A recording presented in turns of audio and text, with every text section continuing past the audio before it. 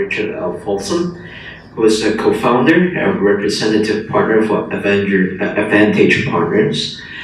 So Richard Folsom founded Advantage Partners in Tokyo in 1992 with Taisuke Sasanuma. Between 1992 and 1997, they started and managed two new businesses. One, a value-added tax reclaim service for corporations, formed with partners in New York and London, with an operation center in Ireland and marketing hubs in New York and Tokyo. And the other, an insurance brokerage and risk management business, formed to sell new insurance products in the Japanese market as deregulation changed the dynamics of the industry. This company, Advantage Risk Management, went public in Japan in December 2006. In 1997, Richard and Taisuke established Japanese first buyout fund, and Richard has since focused his time on the development of this private equity investment practice. In addition to the 1997 fund, subsequent funds were raised in 2000, 2003, 2007, 2009, 2013, and most recently in 2017. Through the fund's Advantage has made 70 buyouts and investments, of which they have successfully exited 50 and partially exited 4. Recent investments in Japan include the acquisitions of Yaruki Switch Group Holdings Co. Limited, which does individual tutoring schools, English language conversation schools, early childhood education, and Net Protections. Another company which does EC payment service, which is an EC payment services provider. The firm's investment activities have also expanded to Greater China and Southeast Asia, where recent acquisitions include Plastic Center Group, a Malaysia-based manufacturing company, and Greenlight Education, a Shanghai-based children's education company. Before founding Advantage Partners, which his previous experience was in management consulting with Bain Company, primarily in their Tokyo office, where he accumulated 8 years of experience in developing and implementing strategies for both foreign and domestic corporations in the Japanese market. So Richard spent over 30 years in Japan and is now based in Hong Kong. He received his undergraduate degree in Japanese and economics from Brigham Young University and received an MBA from the Wharton School of the University of Pennsylvania. And now I give you Richard Folsom.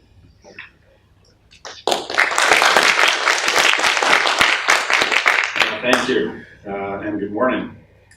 It's great to be with you. Thank you for that introduction. I didn't expect all the detail to be included in the introduction this morning, but I appreciate that. And I'll go back and touch on some of those things this morning.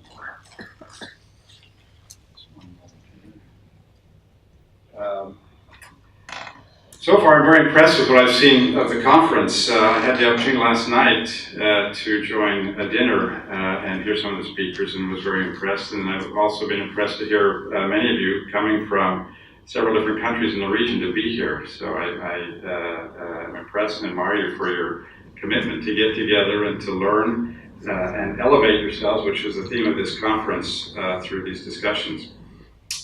I have to say, I don't think that Annie and the organizers really knew what they were getting when they asked me to be a keynote speaker. And I don't think I really knew what I was getting into when I accepted, but here we are. Again, at the dinner last night, I was very impressed with the speakers there. And I must say, I'm not a great motivational speaker like Noble Coker was last night for that speech. And I'm not a great scriptorian or spiritual speaker like Elder Michael Ringwood, who gave a great discussion last night.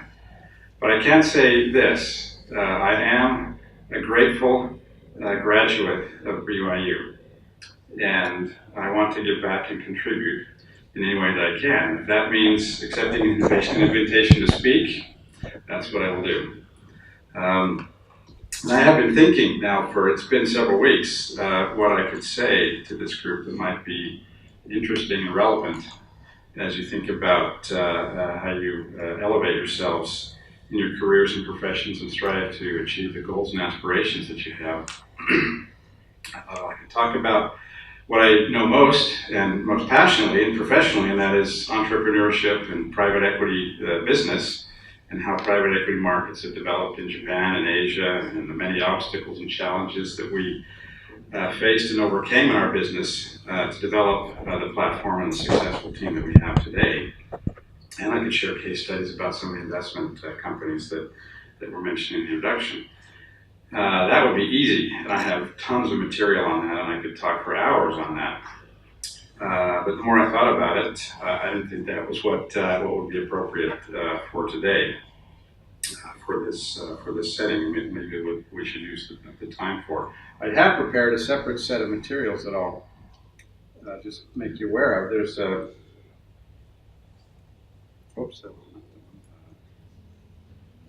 that I'm going to make available to the organizers and online for you, that will talk about Advantage Partners, our company, buyouts in Japan and Asia. Japan and Asia, the markets, what we do, some case studies, success stories.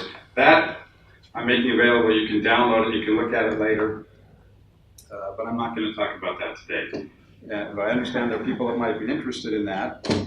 And so I've made that available. But that's not what we're going to talk about here today. And I would point out then that I'm also happy to get together separately after the conference, in person, on the phone, via Skype or email, with any of you that have questions about my business, my entrepreneurial background, the industry, career opportunities in the industry, or just anything about my experiences to date. I'm happy to do that offline in separate discussions, so please feel free to reach out to me if that's where you would like to dig in and learn more. I'm happy to do that. But as we think about the theme of this conference and elevating ourselves and achieving success in business, one thing I thought is that probably each individual's definition of success would probably be different, and that there are no two career or life paths that are the same. However, while each individual's path might be different, I think there may be some things that should be consistent and constant about the way that we pursue our success and strive to achieve our goals and aspirations in business and in our careers. Especially considering that this group, I'm assuming that everybody has some affiliation with the BYU school, that this association with BYU, and I don't know if it's just Provo, if it's all the schools that have the enter to learn, go forth to serve motto, but we share that common value, and we also share, I think, a common aspiration of becoming and remaining in our business careers disciples of Jesus Christ as we travel along our paths and through our careers in this life.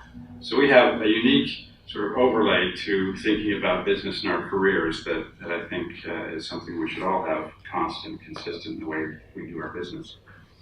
So I'll spend a few minutes going through my history in a little bit of detail. The introduction did a lot of that, but I wanted to just sort of share some experiences along the way that'll help maybe get a little bit of perspective on some of the things that I learned and felt along the way to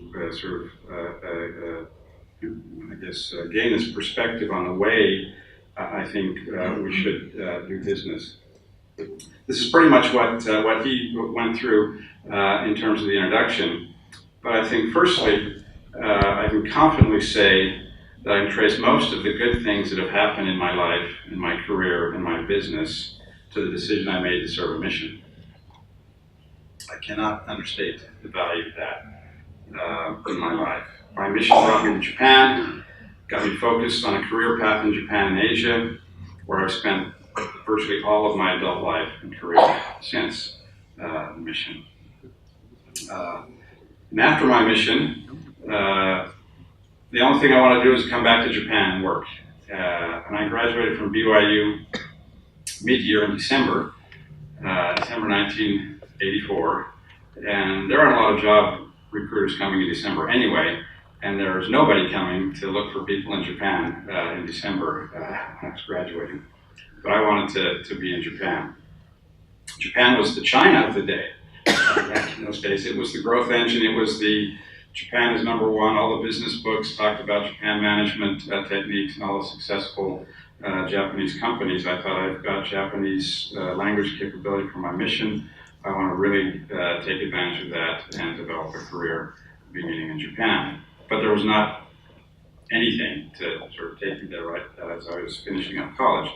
But through a series of improbable coincidences, which I don't consider as coincidence, and as we learned last night from Elder Ringwood, he clearly said that there are no coincidences in this life, that God is in the details of our lives. I firmly believe that too. So I'll say through a series of improbable events that were not coincidences, I was able to get my first job out of college with Bain Company. It's a Boston-based management consulting firm, and they had just opened a Tokyo office about 2 years prior. And just at the last minute, this was finals week at BYU, my last semester in December, a week or two before Christmas. And they came and said, we're looking for Japanese-speaking grunts to come to Japan to be associates. And I happened to be a teaching assistant to Professor Watabe in the Japanese department. And he gave me his highest recommendation as a Japanese speaker as I was applying for this position. And there were 50 or 60 or 70 other people applying for this position, and I was fortunate to get it. Along with one other brother, Todd Budge, and he's a name that you some may know. He was in Japan for the longest time, and we got our job together from BYU, flew to Japan together, same flight, went house hunting together, moved into apartments on the 3rd floor and the 5th floor of the same apartment building, and got started in Tokyo together. But that was again a series of improbable events that led to that. When I was planning to try to do something else, I was actually planning to come to Japan and sort of figure things out after I got there, because there were no sort of job searches available. But just in the last couple of weeks before end of school, this came along. And it turns out that the experience at Bain was probably the best possible foundational experience for me in getting my career started. In consulting, you get exposure to multiple clients in various industries, so you don't just have to pick, okay, I'm going to be in the auto industry or the computer business. You get the opportunity to see lots of different clients in lots of industries, work on a range of client problems and project types like strategy, market entry, operational improvement, new product development, M&A. And so it really was, for me, who really didn't know anything else other than I wanted to be in Japan, a great experience to learn different businesses and to see different things. And there was really, I think, thorough training in terms of problem-solving skills, analytical tools, business frameworks, both formally and informally on the job in these various projects that I was able to learn that are really applicable to all business situations thereafter. Also, as while I was at Bain, there are a number of things that, again, happened that we won't call coincidences. Besides the great business training camp experience that it was, I met my future business partner there, a Japanese gentleman named Taisuke Sasanuma. Last night, Elder Ringwood he quoted some scriptures from 2 Kings about Elisha and some experiences there, and he used the term, it fell on a day. And it's used 3 times in that chapter. It's the only place in the scriptures where this it fell on a day that comes up. And he used that as he had some, as he pondered and thought about that was to him a way of describing certain events that happened that were not coincidental, that these things occurred and they led to some wonderful experiences for a woman and her son that were involved with the prophet. And I would say, after that last night, I thought it fell on a day that I met my partner while I was at Bain Company, working many long hours and late nights together on some projects. We had a chance to share our career aspirations and understand each other's values and character and see the good fit in terms of entrepreneurial aspirations and goals. It was also at Bain that I got my first exposure to the private equity model, business model, which is what we now do for our business for these last 20 years. And would never have come across that idea if it weren't for working at Bain. It fell on a day that we were at one of these annual employee meetings for Bain. And we were from Tokyo, a small office, but they had big offices in Boston, San Francisco, and London. We would all get together once or twice a year back in those days in Boston or San Francisco. And we would have training sessions and learn from each other. But Bain Consulting was also having these meetings together with Bain Capital. And Bain Capital was a private equity firm that was doing this. And Bain Capital started from the consulting business, and they were a pioneer in this industry of coming at investing in companies, which private equity does, from an operational strategic thing. So up until then, private equity was mostly bankers buying companies to restructure the balance sheet and use financial engineering to make a return for their investors. Bain was coming at this from, if you could actually take these companies and help them consistently earn more money, earn more profits, and grow, that there's actually greater value to be realized there. And they were the first company that pioneered coming at private equity from an operational strategic side, where they would really focus on what can you do to improve the P&L, to improve sustainable growth. And were very successful.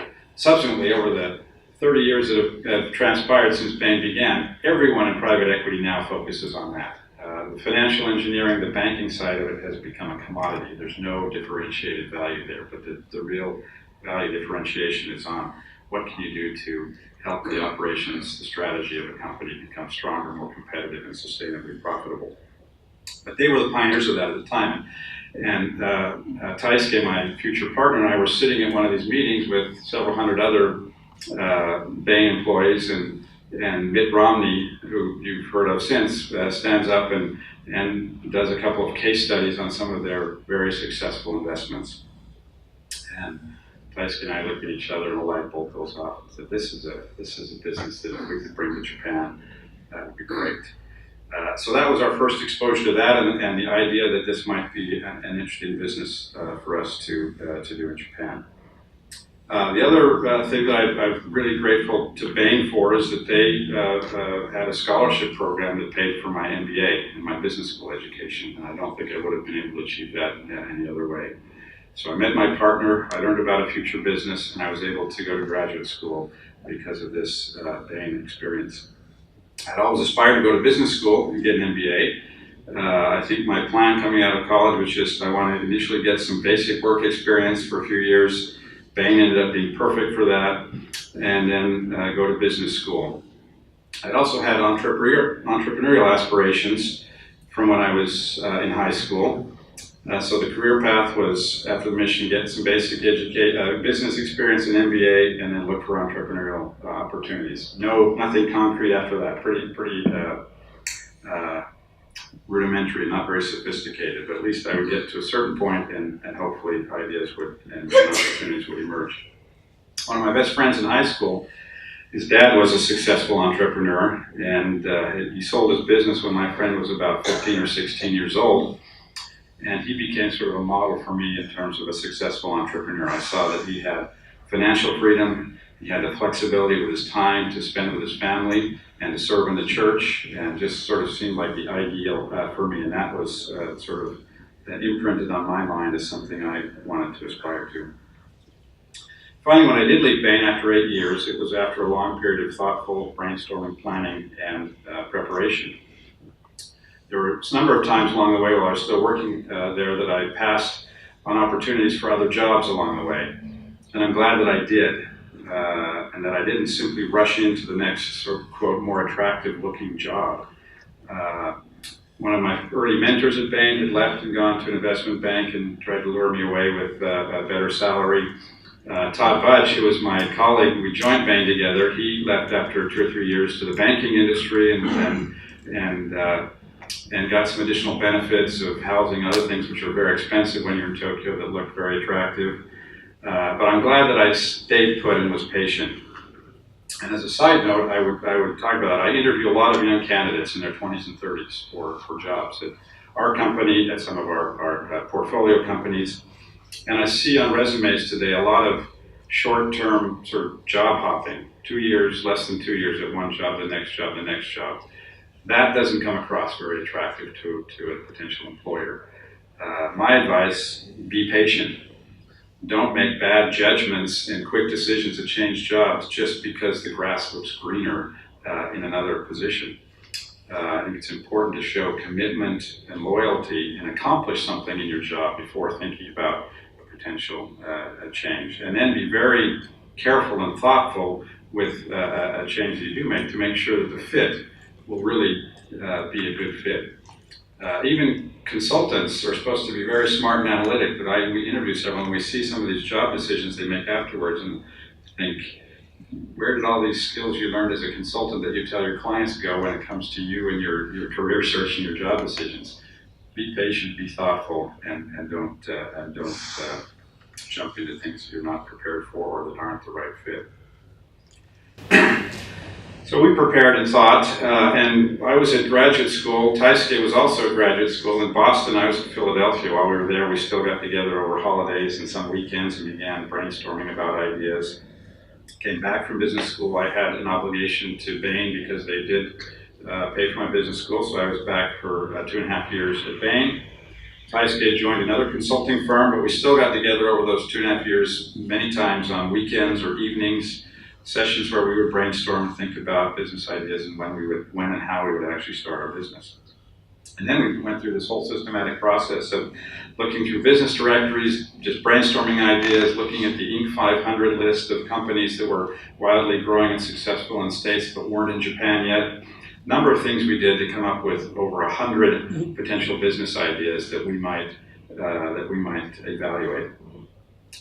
The number 108, I don't know if that means something to people in Asia, but I think it does. It's actually a sacred number in Buddhism, Hinduism, and Asian culture, and it actually comes up in science and nature as well, 108. But Taisuke likes to say we came up with 108 ideas. It was more like 115, but it works to call it 108. And we put those 108 ideas through a rigorous framework and analysis where we put lots of criteria together. One grouping of criteria was to assess the economic attractiveness of the business, the size, the profitability, the growth aspects. The other was the fit with us, our capabilities, our likes, our dislikes, and what we thought we could or couldn't do. And we ranked them on both of these criteria, and we put together a 2x2 matrix and tried to narrow down the ones that were high on economic attractiveness and high on fit with our capabilities, etc. And we came up with about 14 out of that 108 that were our short list of high priority business ideas.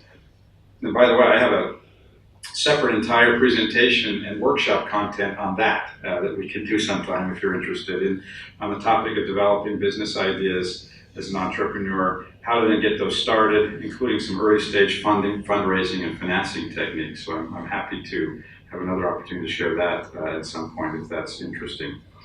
But we finally quit our jobs and founded Advantage Partners in December 1992, 25 years ago this last December.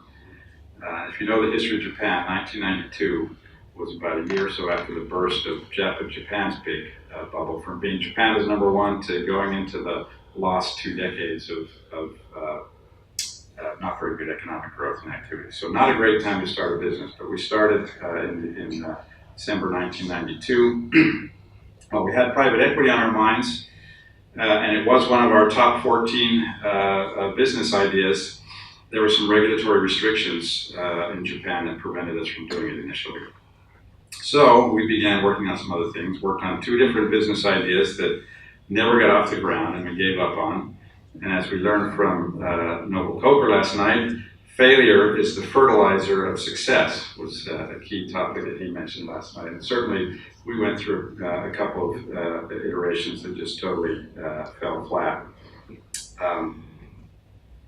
And then as we were working on a third business idea, it fell on a day that we saw a little article in the Wall Street Journal that described Kodak, the US company, just recovered a significant amount of European value-added tax as a result of a new legislation that was implemented in the EU, and that there was a little company that was helping them recover this tax. And we looked into that, and we decided, let's take a look. And so we did a quick and dirty survey. We called 50 of the top companies, 5 in each of 10 industries in Japan, to see if anybody had heard about this new European value-added tax refund system for corporations, and if anybody was doing it. And the 50 we called, 48 had never heard of it, and the 2 that had heard of it were not doing anything yet. So nobody was doing anything about this in Japan. So we dropped what we were doing there, did a little quick and dirty evaluation of this company to see if it would sort of fit our screening, and we decided it did. And we called the guys at this company that started and did this for Kodak. They flew to Japan. We spent 2 days talking and put together a joint venture where we would have an operating center in Ireland, New York, and Tokyo would be the marketing hubs, and we would try to market this business to corporations. So very opportunistic after all the planning and strategy that we did, that something happened that came up that we felt compelled to jump on. That company, Meridian VAT Reclaim, became very successful in its very narrow niche business, still the leading global company for helping companies recover value-added tax on all of their business expenses in Europe, and sold that to a NASDAQ-listed company in 1999. And then our second business, Advantage Risk Management, was also something that came about based on deregulation in the insurance industry in Japan. It was part of our 108 and has gone to be publicly listed in Japan and continues to grow today.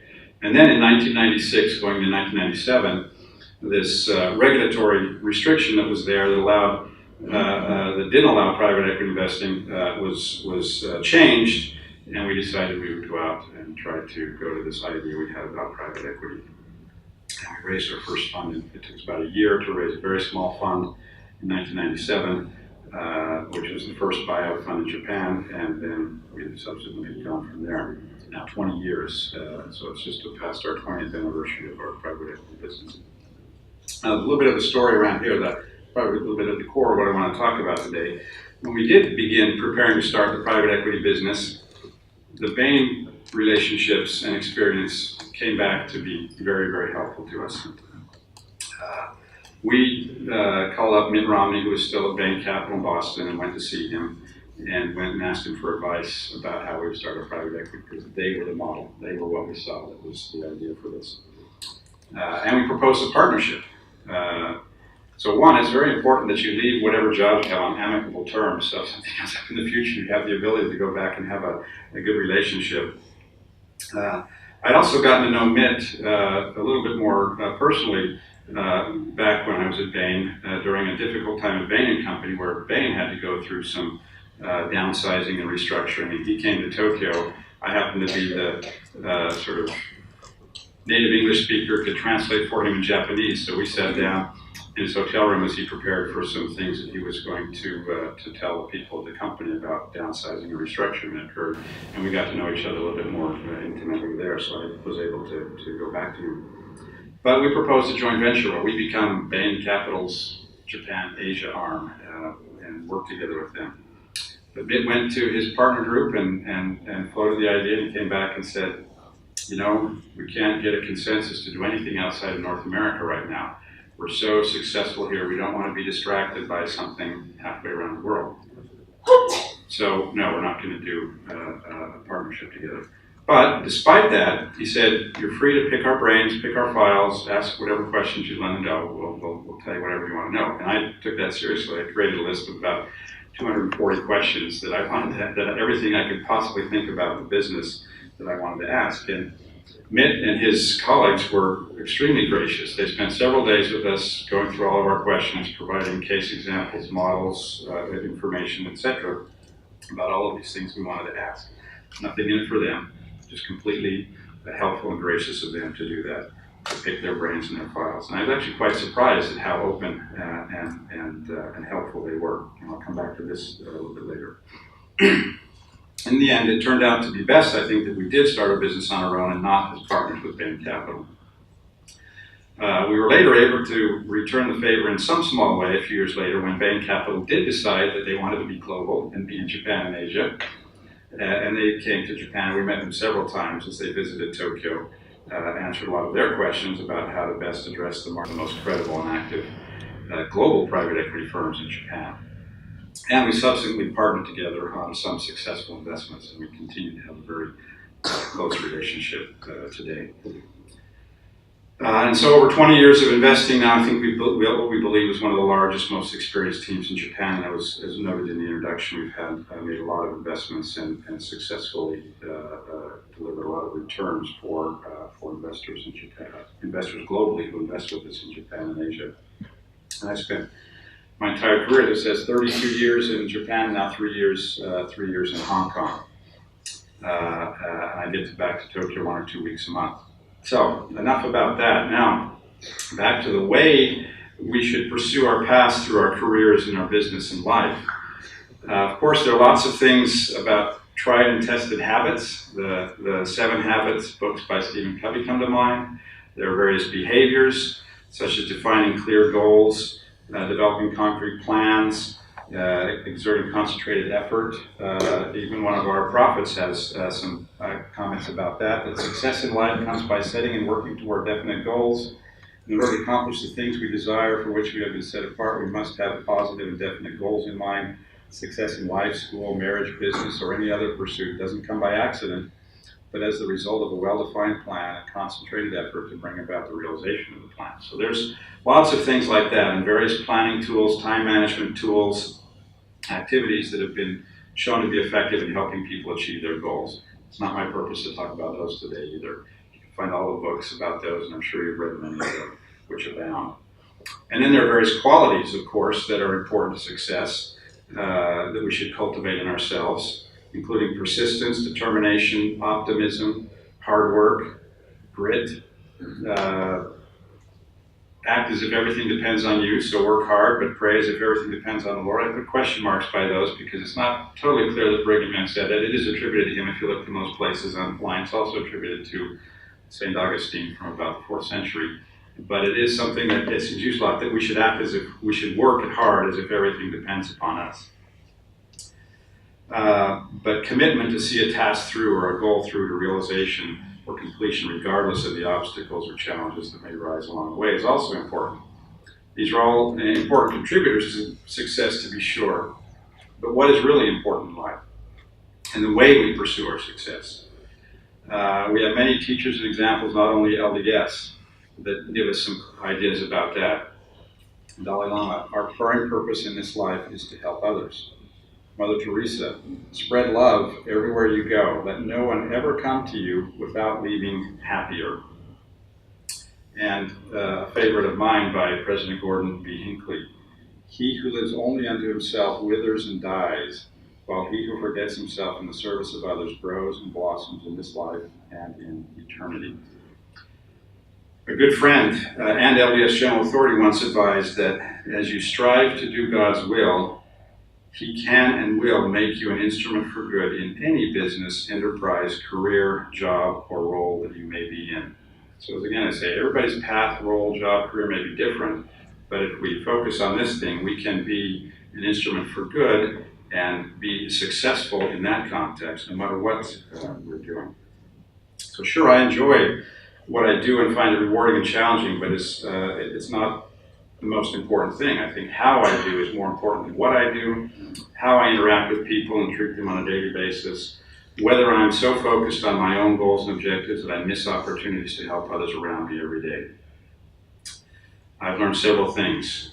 One, the law of the harvest is something we talk about in church, in the scriptures. The law of the harvest is real and critical for business and building success in any activity in life. You reap what you sow is the law of the harvest, and that is very true in business relationships over time. How you treat others is how you will be treated, the golden rule. Our company and approach, which I'll just introduce in a minute, does embody these things, and adhering to our value statement has created a strong positive reputation and position for our firm in the market. Our investors and potential investee companies see that these values consistently implemented and shared by our employees and everyone in our organization actually lead to enhanced economic value that can be shared by everyone involved. So back to Mitt Romney and this experience. I'll never forget their graciousness and kindness they showed to me and my partner by then. But I think for them, they didn't really think it was a big deal. Here's our files, you can ask some questions, etc. It's probably a small thing for them at the time, and maybe they didn't think so much of it. But for us, it was a huge thing. Elder Ringwood last night also made this point, that even small things that you do to help others on their way in this life or in their career or business, while perhaps not seeming important to you at the time, may in fact have a big impact on those you help. And they may come back to help you at some point in the future. While Mitt left Bain shortly after we started our fund and went on to an illustrious career in public service and politics, our two firms have remained close ever since. Now, there's rest of the story to this a little bit that I want to share. We're getting close on time. But fast forward now 20 plus years after we had that experience.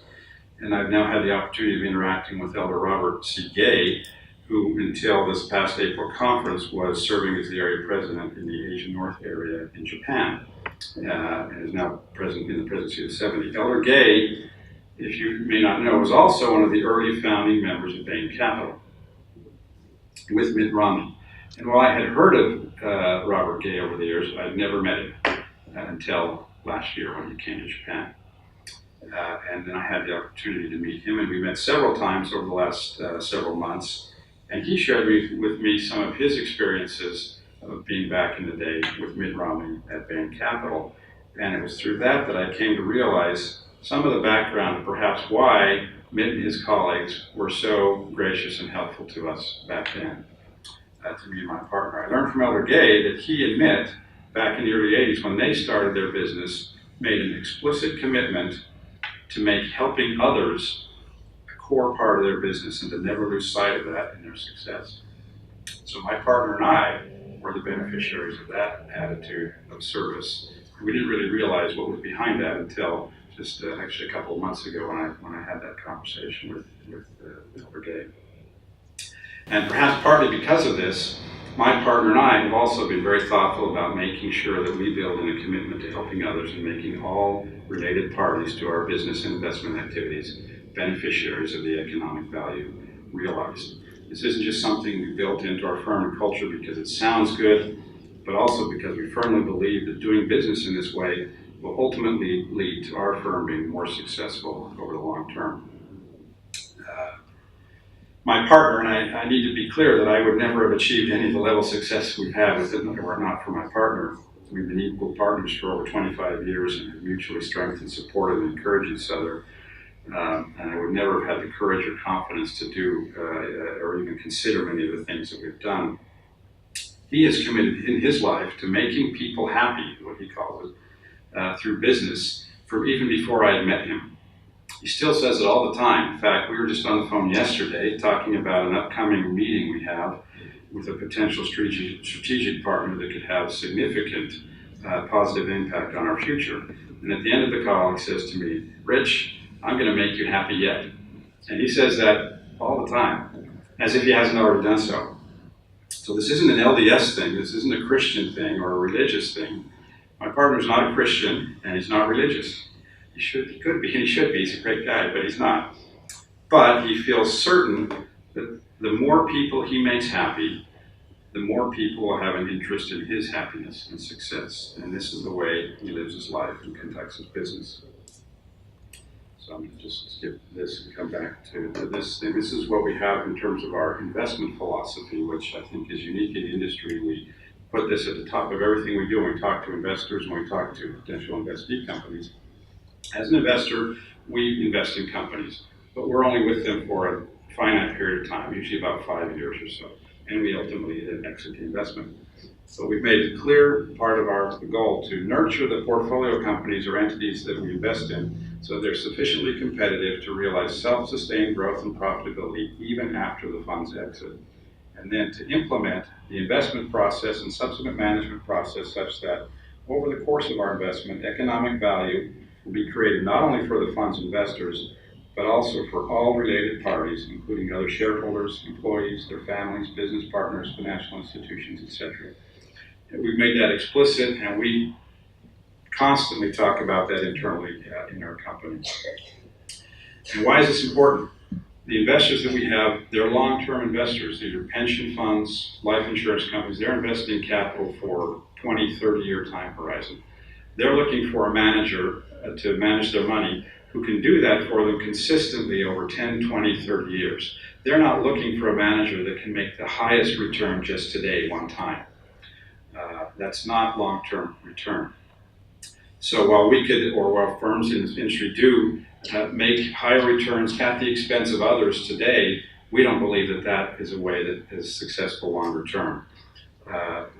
Investing in this manner creates a virtuous cycle of everything that we have done is behind us. So all the companies we've invested in and exited are our track record.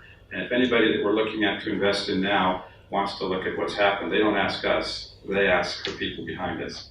And if they hear only positive things, that there was a positive experience, that working with Advantage Partners for those 5 years was actually beneficial for the company, for everybody involved, that will lead to a virtuous cycle of better companies wanting to have us invest with them, better management talent wanting to work with us at our portfolio companies, better employees wanting to work with us on our team, and better investors wanting to commit their capital to us over the long term.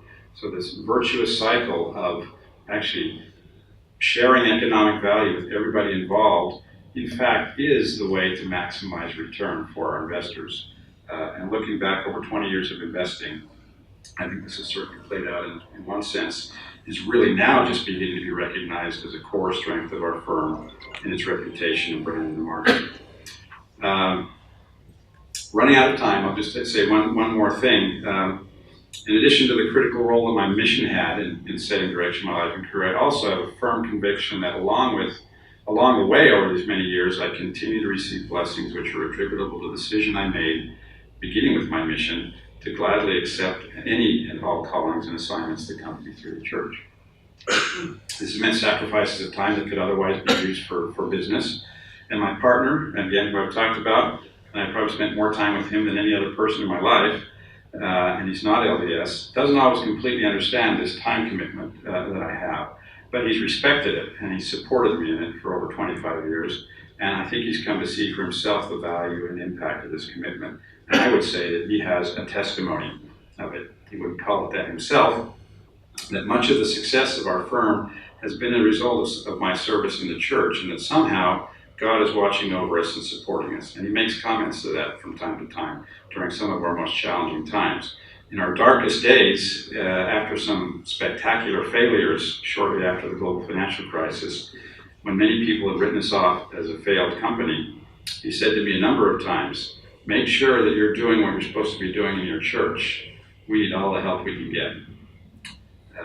So that's something I think has been very apparent. So we should never lose sight of what's really important in this life.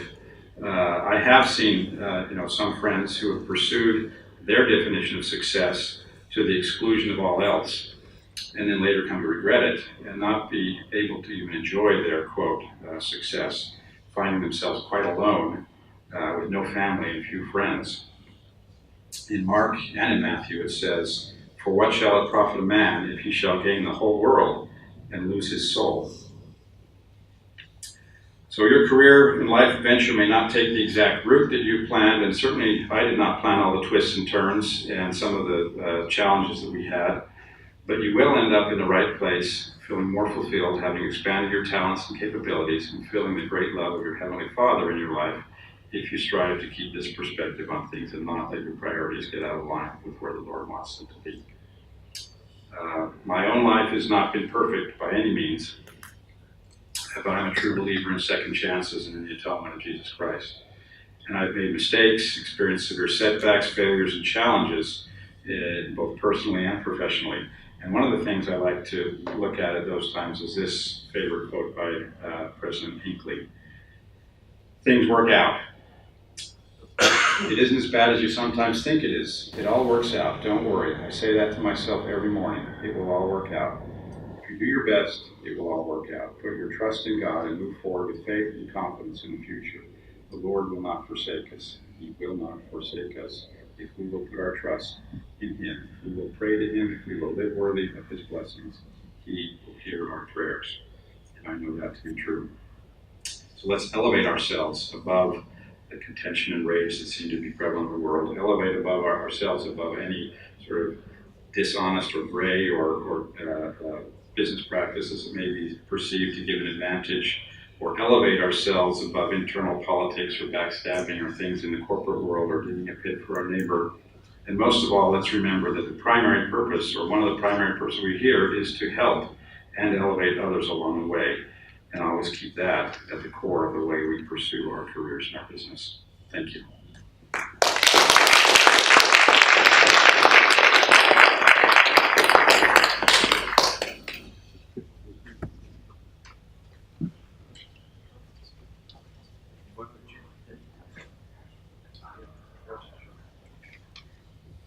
If Brother Folsom is open to questions, so if any of you have questions, you can raise your hand and ask.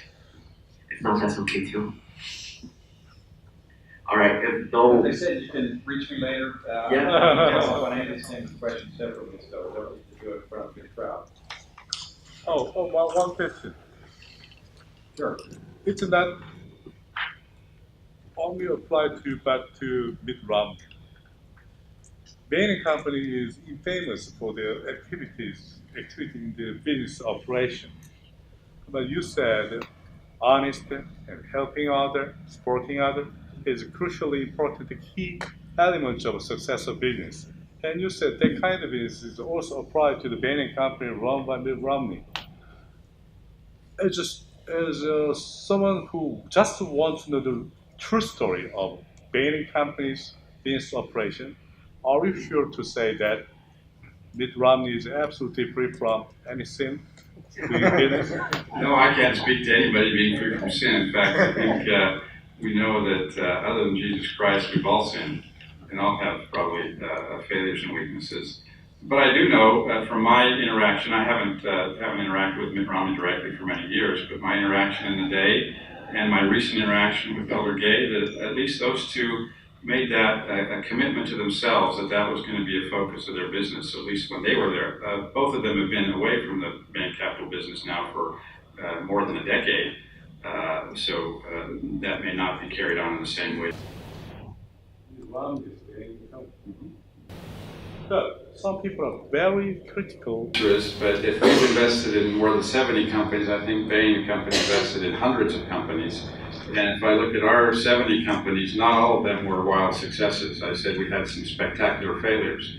And in the business world, failures occur, and when that occurs, but if we've invested in more than 70 companies, I think Bain Company invested in hundreds of companies. And if I look at our 70 companies, not all of them were wild successes. I said we had some spectacular failures. And in the business world, failures occur, and when that occurs,